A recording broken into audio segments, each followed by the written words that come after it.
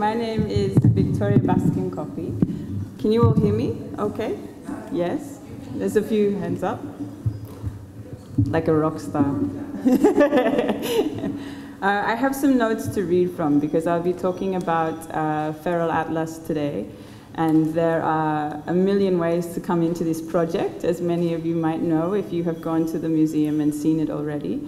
So I have guided myself so I don't go off track because I've been known to do that. I am a visual anthropologist, and I will start from that point. As you know, Nicola is curating this year's Bienali as a collaborative effort to expand ideas of art and anthropology. And so I am coming from the anthropology side of the fence, which I feel I need to declare. And I want to talk a little bit about what it means to make anthropology for the Anthropocene, in contrast to maybe making art. And I want to start here with this image by Chris Jordan, and it's not ordinarily an image that I would begin with. And part of the reason I think it's important that we begin with this image is so that we can understand the kinds of images that circulate in this Anthropocene moment. And this particular image is part of the film work that Chris Jordan did called Albatross. To pull it out and to show you this image in this context does a kind of violence to this image, actually.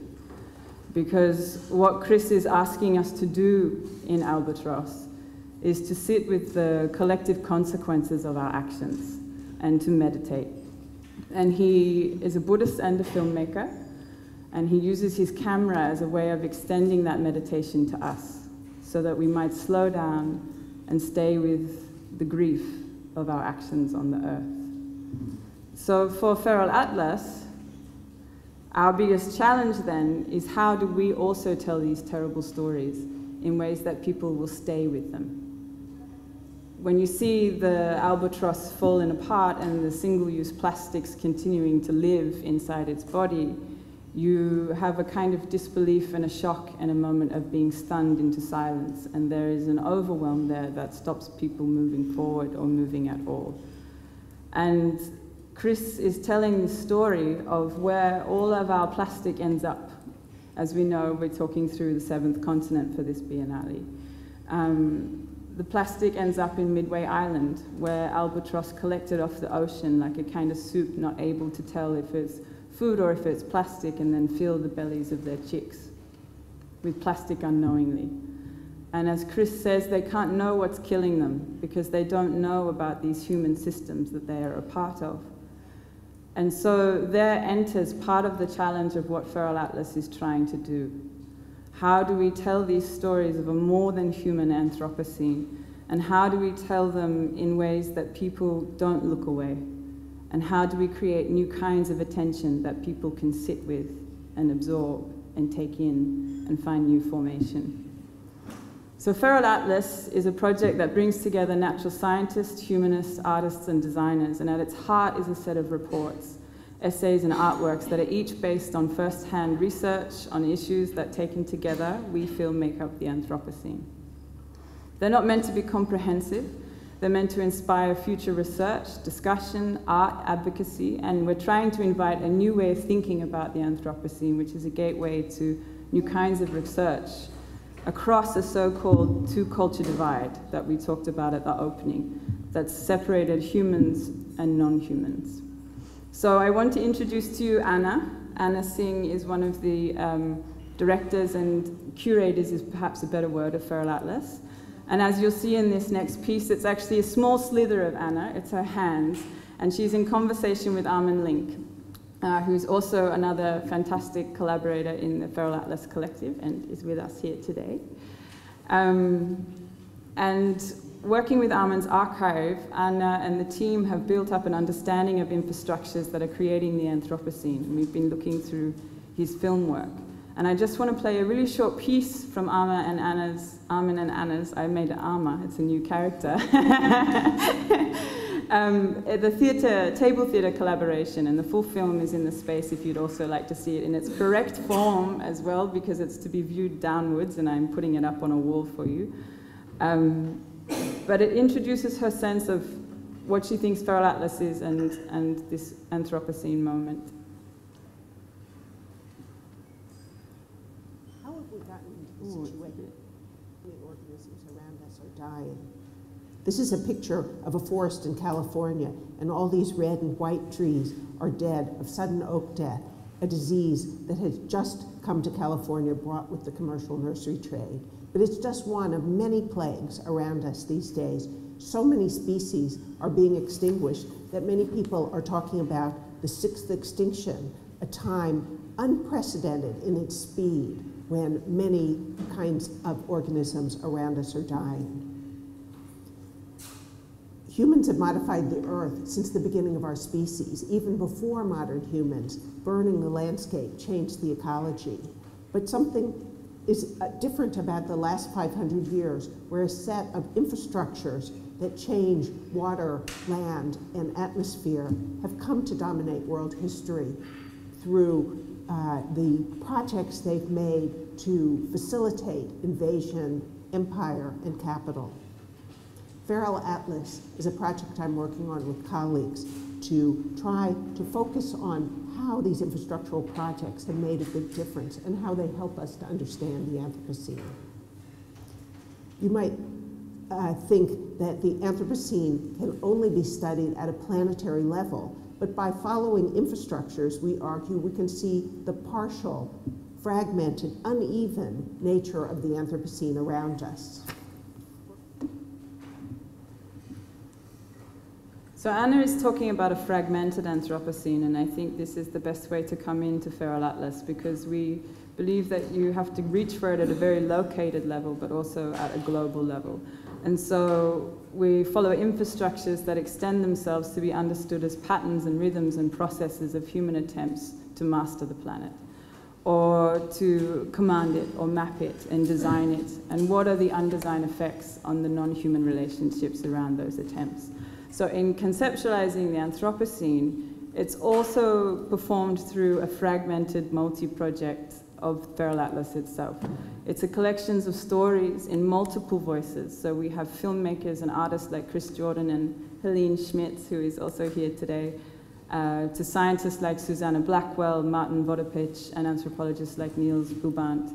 And these stories happen across a collection of media, and each story is a collaboration across sounds, images, and words. And this is where the gentle balancing act of curation begins for Feral Atlas, which was originally conceived as a digital project and curated by mostly anthropologists.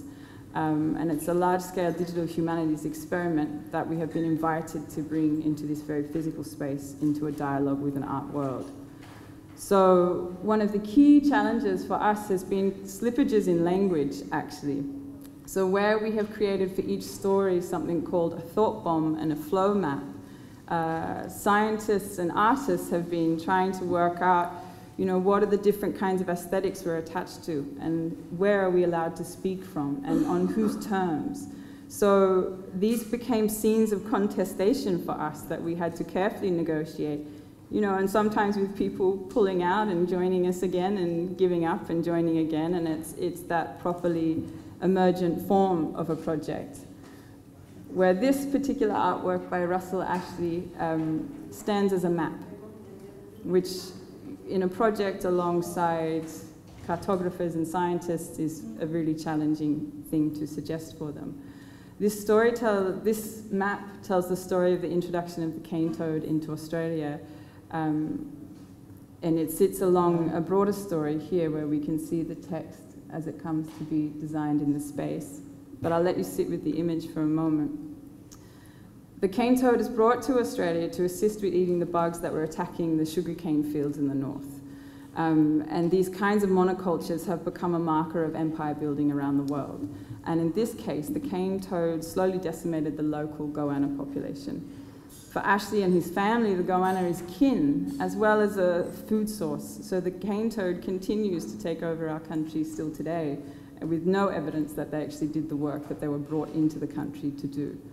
And this work here maps the grief of that invasion for Ashley and his family as they gather around the goanna in mourning.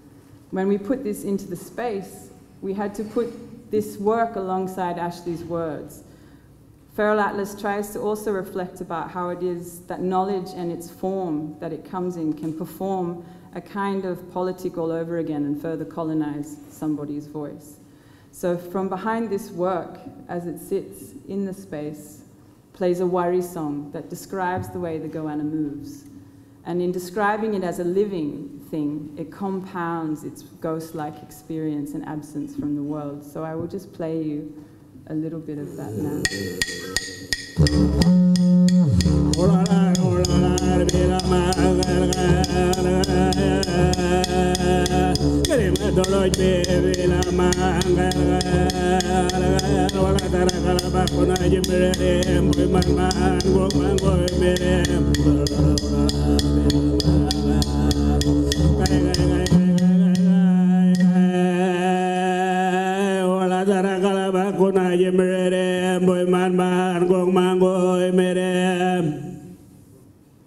And there's more, but I'll let you listen to it in the space itself.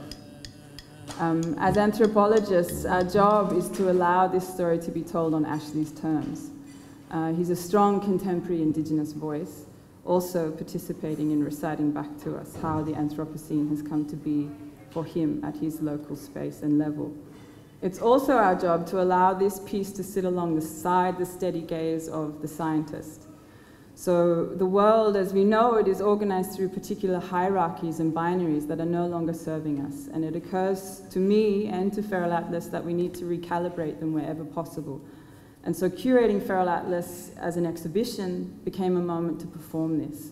We began with the challenges of treating research as art and to treat words as images and allow a fragmented world filled with many voices to appear together somehow.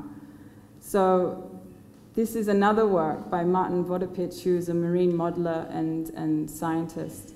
And it's about the increased numbers of jellyfish polyps that are suffocating the Adriatic Sea, the ocean sprawl of mining rigs and wind farms and coastal reclamation projects are creating smooth surfaces where 10 years ago there were none.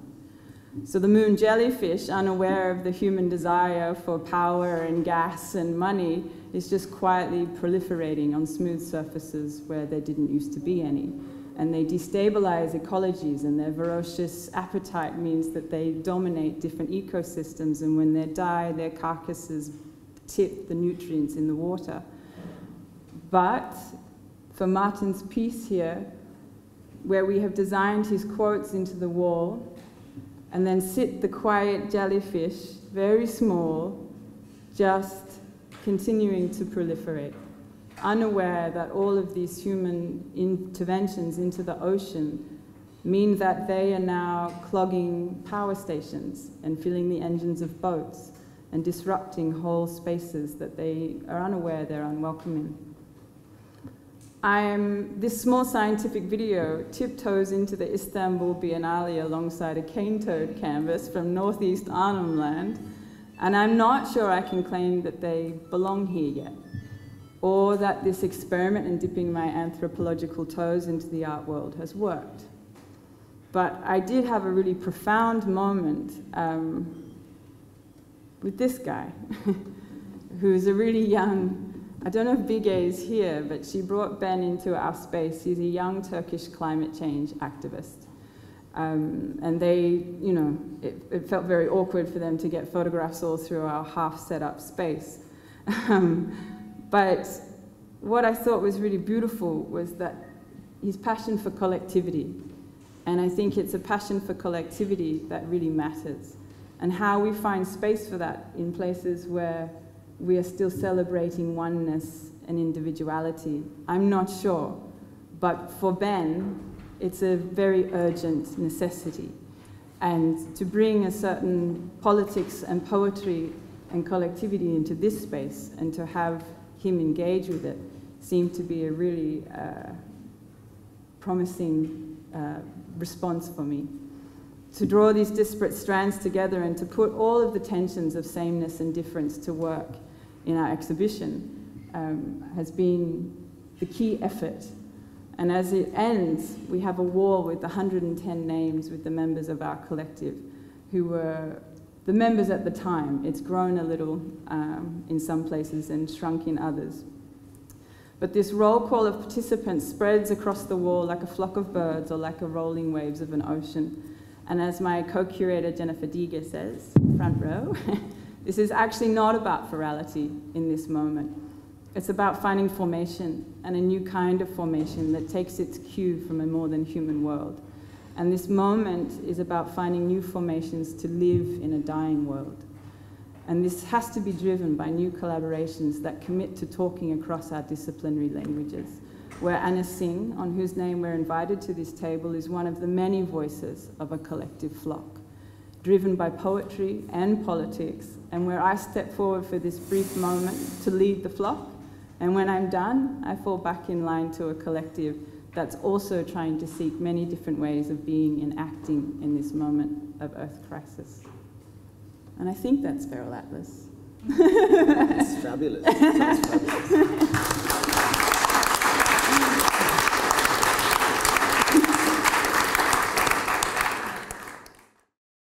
Good afternoon, my name is Marcus Ryman. I'm the director of TBA21 Academy. And whilst preparing for this talk, thank you very much for having me and us.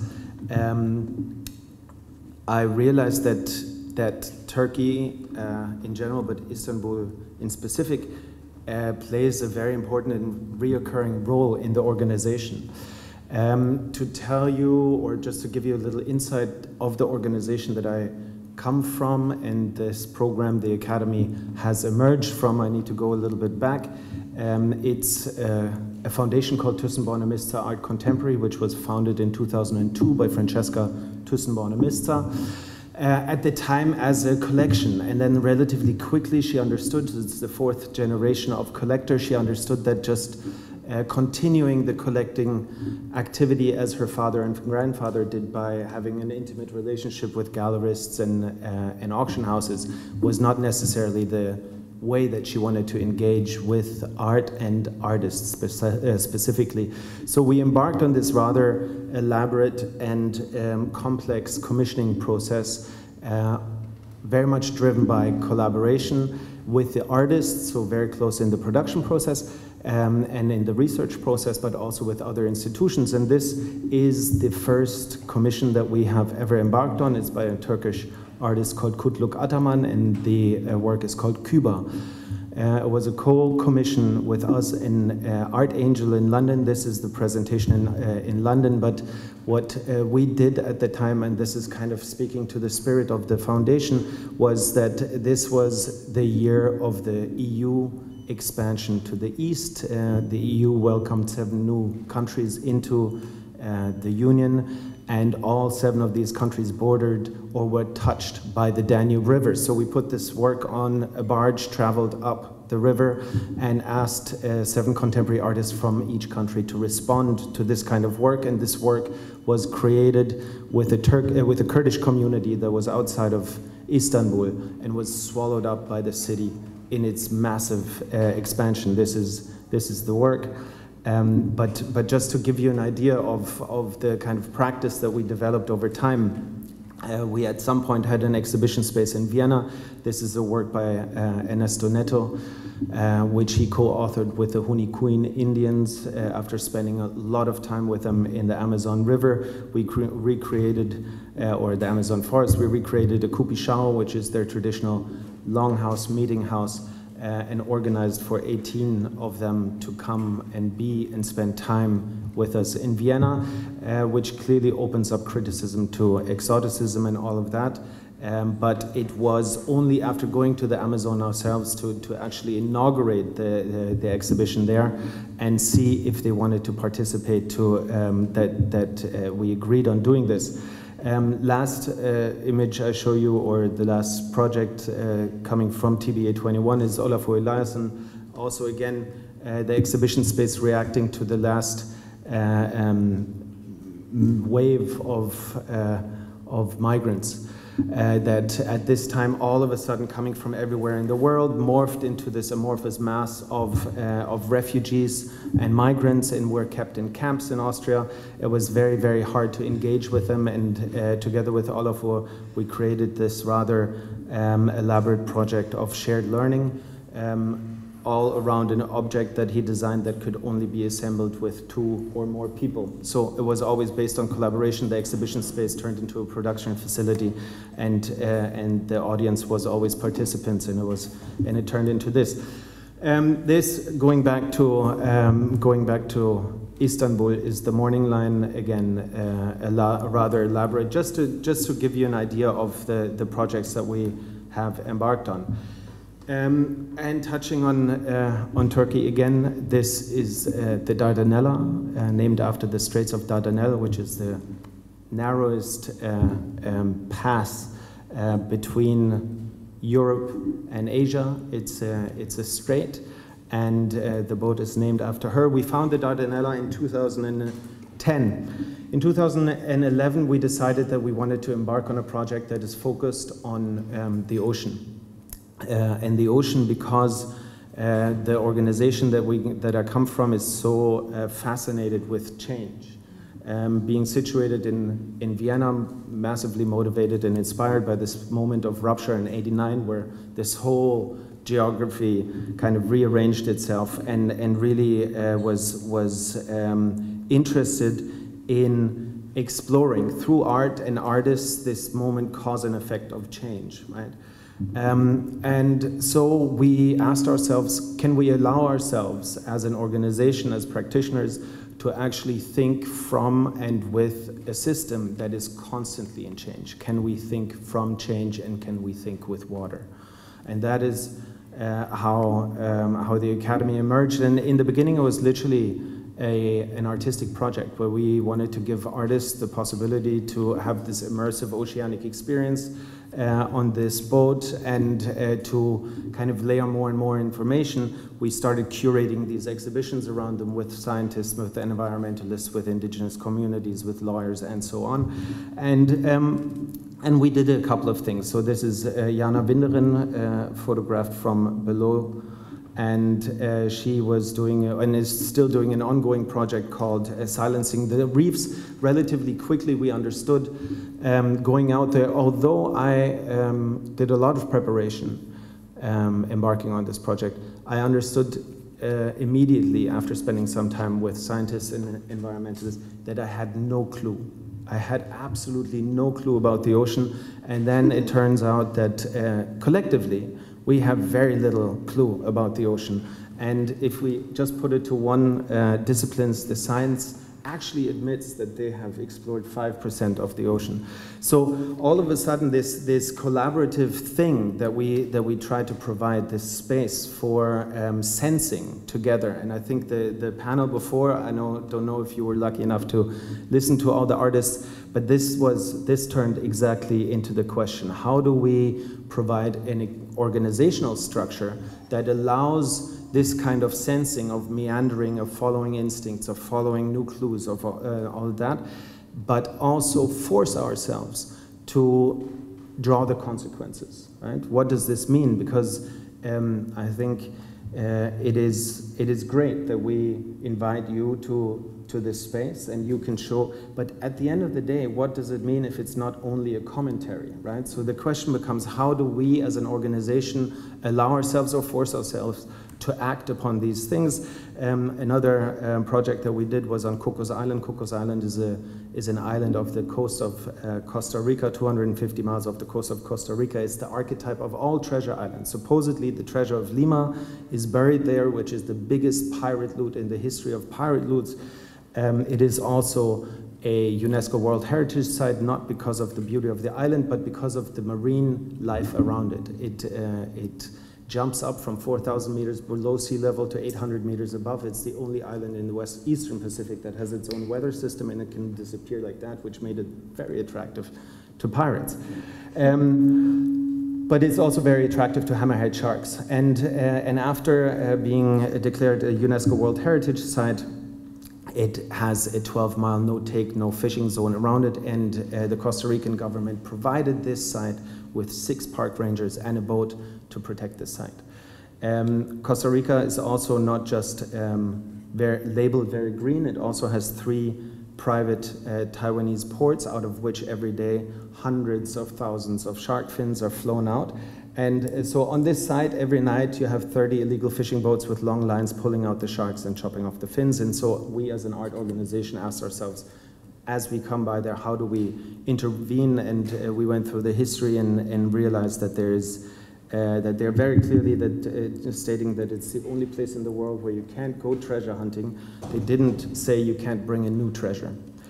So in this chest that you see there, which we then lugged in a crazy 8 hours performance, Fitzcarraldo-like performance up a number of waterfalls, we found its final resting place. This is where the new treasure of Lima is buried. Inside are 40 unique artworks given to us, and we've taken the longitude, latitude of this location, turned it into an 8,600 figure code. Now we have a treasure and a scroll, a map, a treasure map. Every treasure needs a map. And then we took this to auction in New York as a sculpture. And with the money that we raised there, we funded a research and conservation project on the island. So it's the first time ever that there's actually also a scientist constantly monitoring the waters. But these are the kind of performative, collaborative, nuts projects that we started, but nevertheless we figured out that we need to organize this better, right? And this is where Armin Linke comes into play. And we started a fellowship program called The Current. The Current looks at 3-year cycles because we understood that time is of the essence. Time, on the one hand, we need to act very quickly, but on the other hand, to work, we need to give time. And so with this fellowship program, we invited a guest curator, which is Ute Meter-Bauer, to become an expedition leader and go on 3 expeditions, 1 a year. And to these expeditions, invite 5 people from different disciplines to engage with places and communities under certain curatorial aspects. And Armin was on the 1st, 2nd, and 3rd expedition, and this first one led us to Papua New Guinea. There's just some images from Papua New Guinea, he did some work, and it's quite interesting the way that Armin described earlier, the way that, and Ursula as well, the way that you experience places through your practice, right? Instead of forcing the artist to produce work and then put it in an exhibition space, we said, okay, within 6 months after these expeditions, they are asked to stage a 2 to 3 day performative conference, a convening. And the first convening happened in Kingston, Jamaica. And the way that Armin experiences places is that he finds an institution that is, or an organization that is interesting to him, and he takes his camera and he starts interviewing people. And this organization was the International Seabed Authority, a United Nations agency that no one knows of, but it distributes the resources on the seabed in the high seas, which, as Armin mentioned earlier, is declared the common heritage of humankind. So the question arises, is the common heritage of humankind a mining code? Because this is the only thing that is being negotiated there.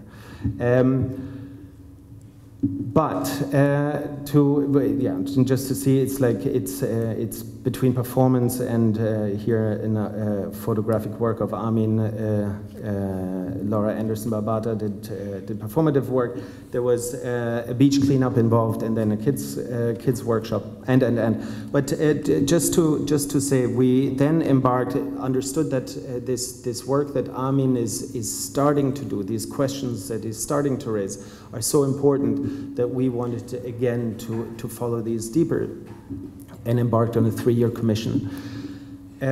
But also at the same time understanding that these urgencies around deep sea mining and the International Seabed Authority are so massive and no one knows about this, we needed to ask ourselves, how do we react, right? And so the question became, is there a possibility, like you're just exploring, to inscribe yourself in this space? Is there a possibility for art to inscribe itself into that space? And we applied for an observer status and have been granted an observer status, I believe, because there is rather limited understanding what contemporary art is.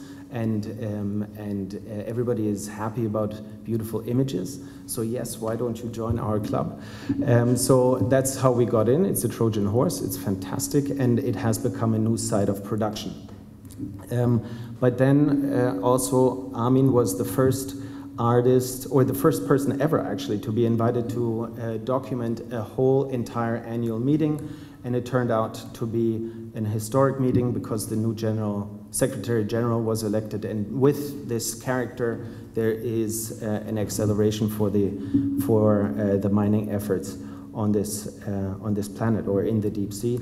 And this, you see the gentleman on the top, on the bottom right, he is now the special envoy for the ocean. So the ocean have gained this momentum as well, political momentum, especially kind of given through plastic. Plastic has become the agent that kind of put the ocean on the map again, which is weird because it covers 72% of this planet. It's the largest geographical feature on this planet, and it provides every single one of us with every other breath that we take, and yet we know very little. And there was a question earlier about the image-making process and gender. I think the question here, which I found was the image-making process, or actually also the cataloging taxonomy, is a straight line from the military-industrial complex, right? And if that is not questioned the way that you describe questioning as well, it will just go on, right? It's a question of further, deeper, more. What do we do with it? And so the question for us as an organization becomes: can we actually position ourselves differently? Can we think research differently? Can we invite more knowledge systems to collide in this collaborative space? And we were very, very happy to do so. As an itinerant platform, moving around and creating whilst we were going. But this is Armin's work, which you all should see whilst you're here. Images from Papua New Guinea, and then the installation in Venice. This is ocean space. We at some point thought, okay, good, we need to find a space where all of this can come together, where all of this can collide, where we actually have a place of encounter, a meeting space. And we found this dilapidated church in Venice, which is the Chiesa di San Lorenzo, supposedly, like the treasure of Lima is in Cocos Island, supposedly the body of Marco Polo is buried there. So is not. They dug big holes into this church. They left it open for 25 years. It completely collapsed. They didn't find Marco Polo. They found the remains of 2 Byzantine churches, so they looked more further, which made the church inaccessible for the longest time. But now it's open since March. We opened with Joan Jonas, and Joan Jonas collaborated intimately for the first time in her long career, and being a professor at MIT, with a scientist called David Gruber. So it is exactly about this. It's opening the space, opening the conversation, opening a safe space. And for me and us in the organization, the art and cultural space provides this space where these kind of experiments are possible, and they're made possible to an extent until they become reality, right? Like you experienced, and then young climate change activists can come in.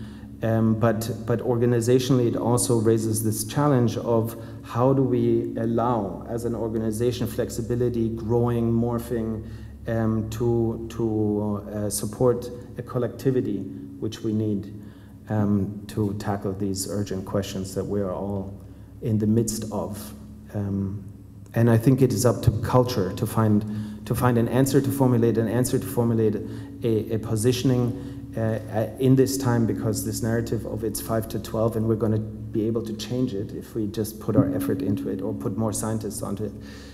Not necessarily sure that this is quite accurate. Thank you.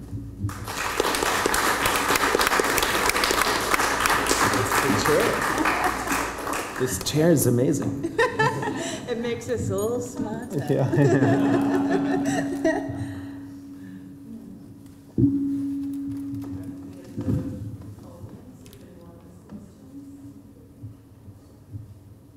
I have a question. I think it's very interesting, but what I want to ask to both of you is you have also this level of daily life, that you go somewhere, that you find a word that passes. You have also that you are walking and you see it, and especially because anthropology and also a lot of art also has to do with daily life. It's always also in a space where people meet.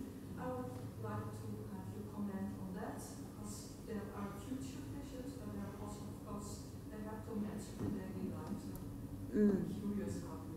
I think that's like listening to the work of TBA21. It's I absolutely love it. I completely fangirl it, by the way.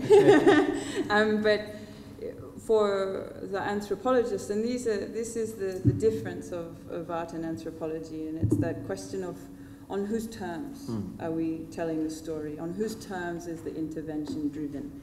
And not that one side is better than the other at all. It's just that there's a difference there that feels the same, but has a certain tension that I feel we could really put to work, because as anthropologists, you spend a lot of time with people trying to work out how does life happen on their terms. My PhD work is with transgender artists and activists in southern India, and we make together, we create murals and photographs and films together so that I can understand what's at stake for them in their politic and their everyday life. And from there, the art grows, or what enters into an art world dialogue grows. I don't know if it becomes art, maybe not.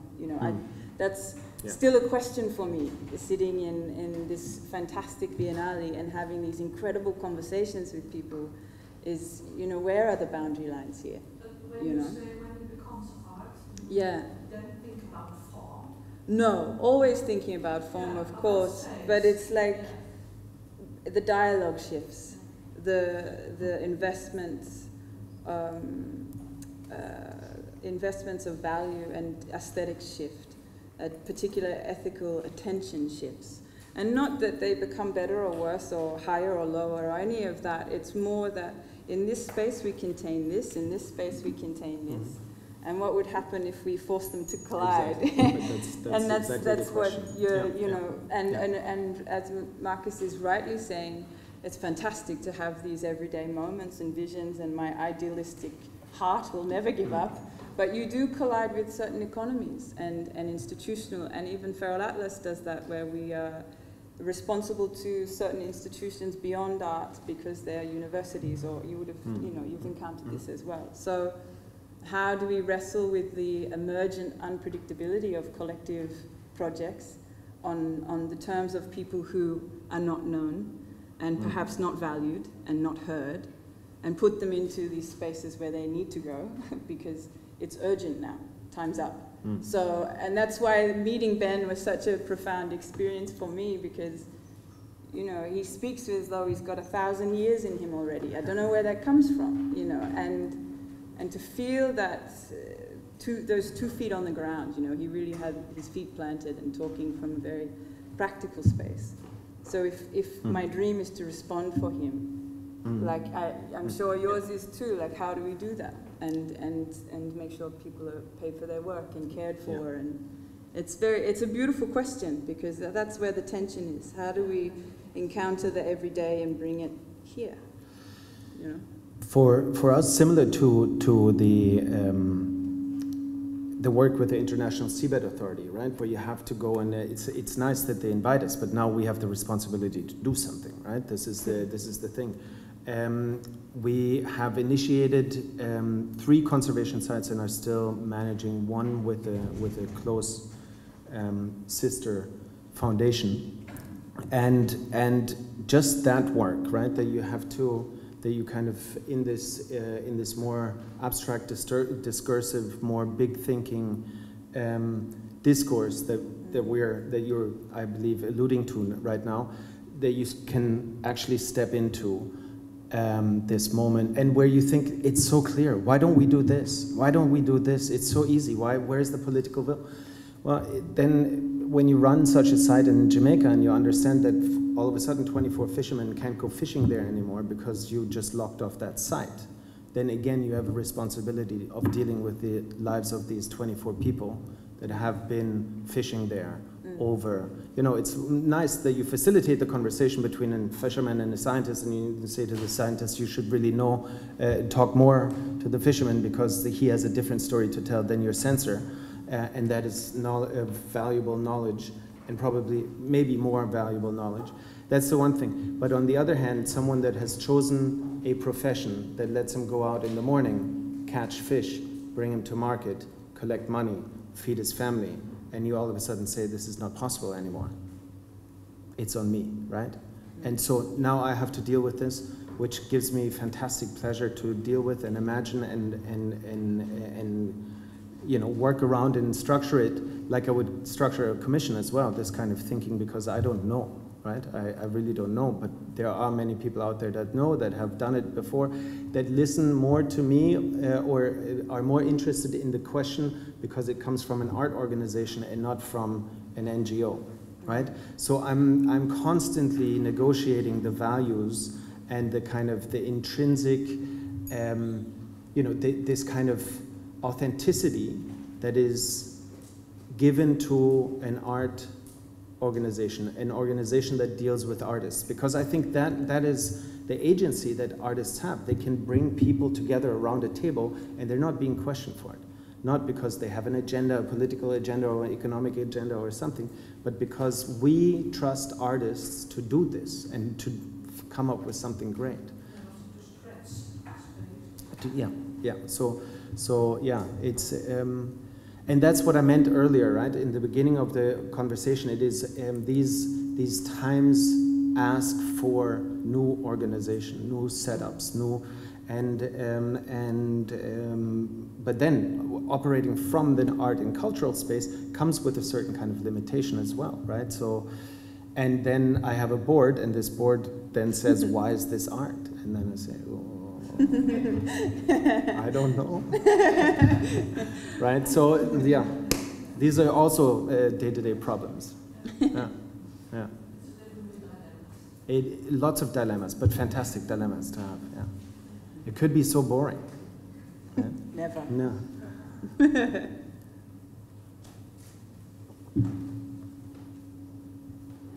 Since we are running out of time, how do you work on addressing politicians with your work, and how are you working on those issues?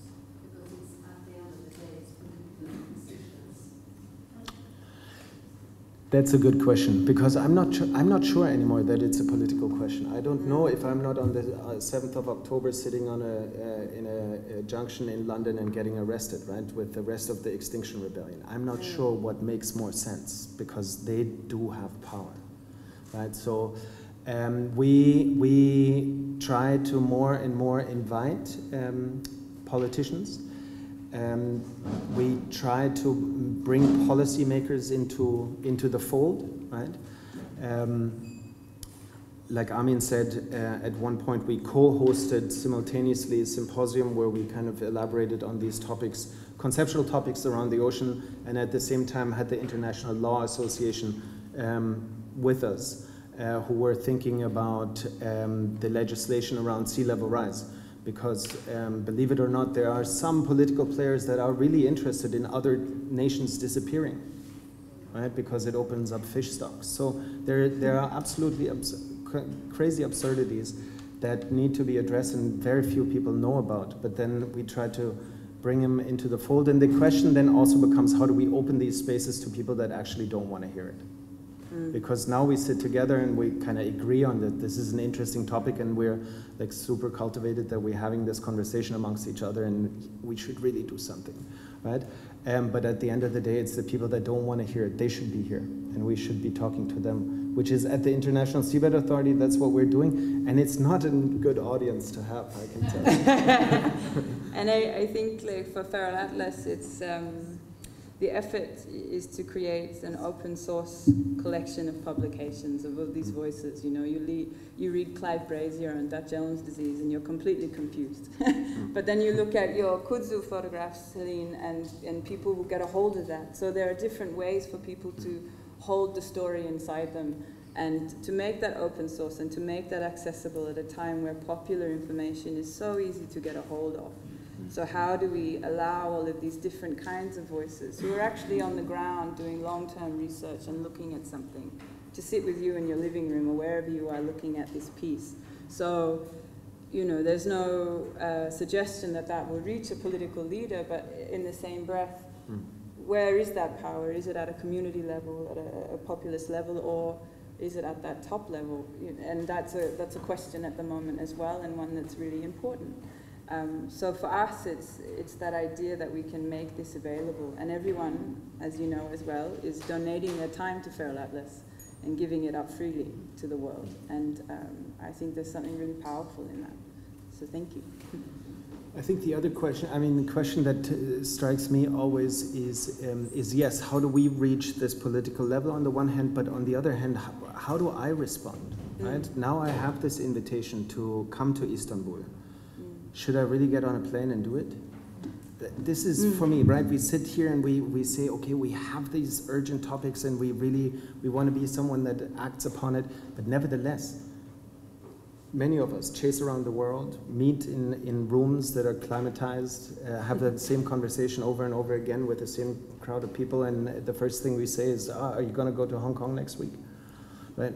So for me, the question is, how do I actually walk the talk? And it's incredibly difficult. It's incredibly difficult, but I think if we in the cultural sector can't imagine a new aesthetic and a new form of doing this, then I would suggest that you take a look at Armin Linke's work at some point, because there's a fantastic photo of a COP20 in Brazil, I believe, no?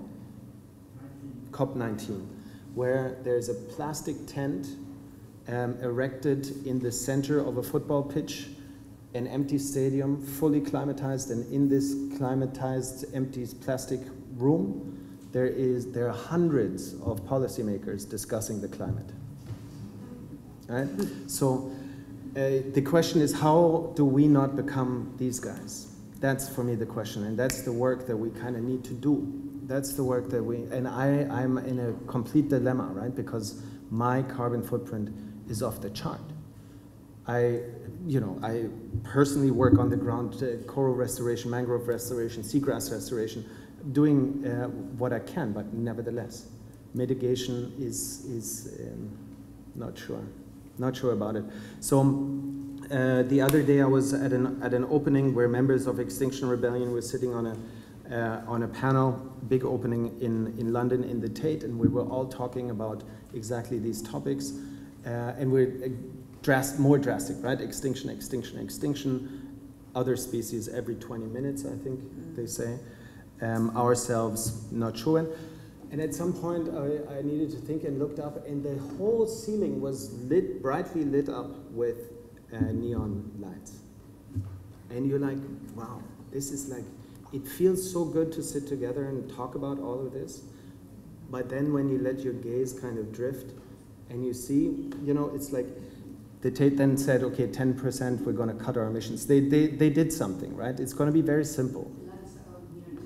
Yeah, also, no, but that's what I mean. I think we are in a position where we can design these aesthetics, where we can actually imagine these kind of things, where we can imagine formats, because we're so excited by these events, by these openings, right? To see each other again, over and over and over. So to actually imagine a new format, where we see different people that maybe live in the place. Not sure.